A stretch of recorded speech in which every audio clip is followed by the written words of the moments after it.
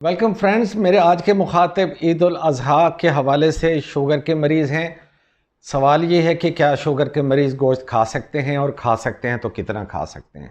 भाई ज़रूर खा सकते हैं। छोटा बड़ा गोश्त ऐसी चीज़ है जो कि नॉन कार्बोहाइड्रेट है, यानी इसमें ज़ीरो कार्ब हैं। मगर ये बात याद रखिए कि दोनों गोश्त, इनके अंदर जो अमाइनो एसिड होता है, ख़ास तौर पे आर्जिनिन और ल्यूसीन, ये हाईली इंसुलिनोजेनिक हैं।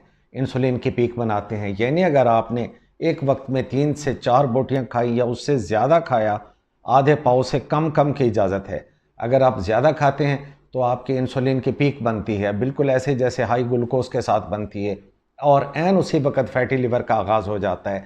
सो डायबिटिक्स को मैं ये कहूँगा कि ईद का मौका है, एक वक्त में 3 से 4 बोटियों से ज़्यादा ना खाइए, नंबर 1।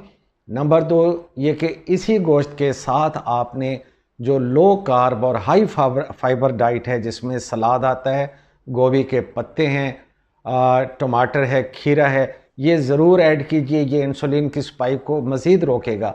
और सबसे इम्पॉर्टेंट बात कि आपने कोई सॉफ्ट ड्रिंक, कोई कोल्ड ड्रिंक, कोई बोतल इसके साथ नहीं पीनी, क्योंकि वो फिर हाई कार्ब हो जाएगी। फिर आपके इंसुलिन को पीक बनाने में और ग्लूकोज के बिगड़ने में देर नहीं लगेगी। अपना ख्याल रखिए। आपको ईद मुबारक।